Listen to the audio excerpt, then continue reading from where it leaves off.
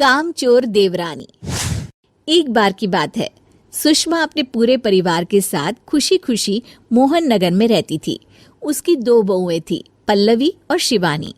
एक दिन दोनों बहुएं रसोई में काम कर रही होती है कि तभी उनकी सास सुषमा उन्हें बुलाती है।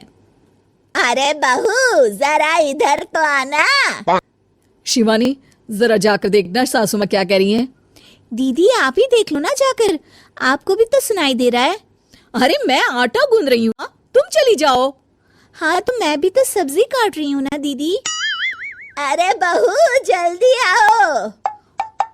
ओफो, ये तो जाएगी नहीं। मैं ही जाकर देखती हूँ कि क्या करना है। पल्लवी सुषमा के कमरे में जाती है। जी मम्मी जी, क्या हुआ? शाम को घर पर कुछ मेहमान आने वाले हैं, तो तुम अच्छा सा खाना बना लेना बहू। ठीक है मम्मी जी, आप बता दीजिए क्या क्या बनाना है और कितने लोग आ रहे हैं। सुनील की मौसी जी और उनका पूरा परिवार आ रहा है।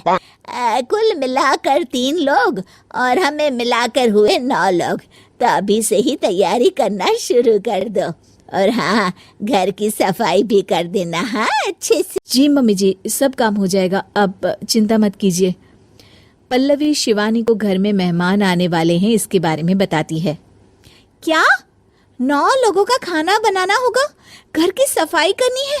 बाप रे, सासू माँ ने तो हमें घर की नौकरानी ही समझ कर रखा है। ऐसा नहीं बोलते शिवानी, हम इस घर की बहू हैं और घर के काम करना हमारा फर्ज है। दीदी तो है ही सासू माँ की चमची, जब देखो सासू माँ सासू माँ। मैं तो इतना सारा काम नहीं करने वाली। शिवानी कपड़े लेकर गमला साफ कर रही होती है और चक्कर आने का नाटक करने लगती है। अब मेरा सर चकरा रहा है। तभी वहाँ पल्लवी और सासू माँ जाते हैं। अरे बहू, क्या हो गया तुम्हें? मम्मी जी, बहुत तेज सर में दर्द हो रहा है। तुम एक काम करो शिवानी, आराम कर लो। नहीं नहीं दीदी, घर में मेहमान आने वाले हैं, मुझे आपकी मदद करनी चाहिए। अरे कोई बात नहीं शिवानी, तुम आराम कर लो, मैं सब काम कर लूंगी। ठीक है दीदी, अगर आप इतना कह रही हैं तो आराम कर लेती हूँ। शिवानी आराम से अपने कमरे में मैगजीन पढ़ रही होती है। इसे कहते हैं आराम की जिंदगी। इतना सारा काम।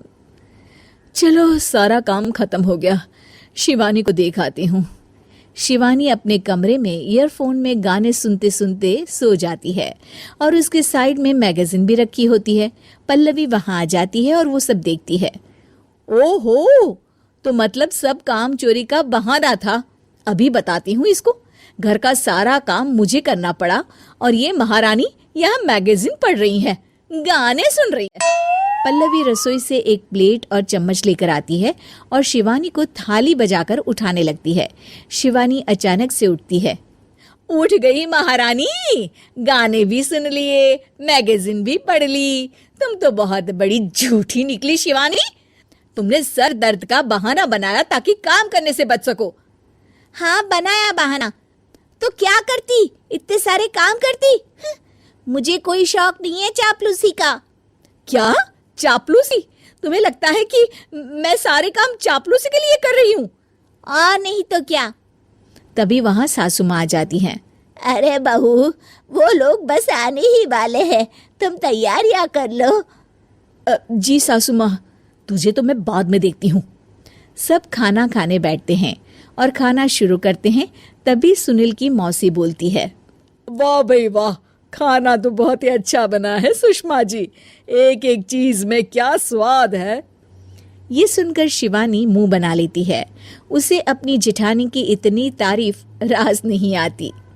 आपकी बहुएं तो बहुत ही अच्छा खाना बनाती है। बनाती तो दोनों ही अच्छा है, पर आज ना ये सारा खाना बड़ी बहू ने बनाया है। छोटी बहू की तबीयत ठीक नहीं थी, सो इसलिए। मानना पड़ेगा सुषमा जी, आपकी बड़ी बहू तो बहुत ही गुणवान है। पल्लवी की तारीफ सुनकर शिवानी को जलन होती है। पल्लवी ये सुनकर खुश हो जाती है और शिवानी की तरफ देखकर उसे चिढ़ाती है। कुछ देर बाद मेहमानों के जाने का वक्त हो जाता है। मौसी जी सबके लिए उपहार लाई होती है। वो सबको शगुन के पैसे देती हैं और अंत में पल्लवी के पास आती है। तुम्हारे लिए शगुन का लिफाफा तो है ही, पर बहू तुम्हें एक और उपहार भी मिलेगा इतना अच्छा खाना बनाने के लिए।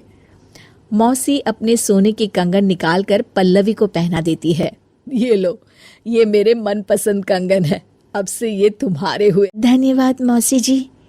ये देखकर शिवानी तो पूरी तरह से जल जाती है और गुस्से से रसोई में चली जाती हैं। तभी वहां पल्लवी आ जाती है और उसे अपने कंगन दिखाने लगती है।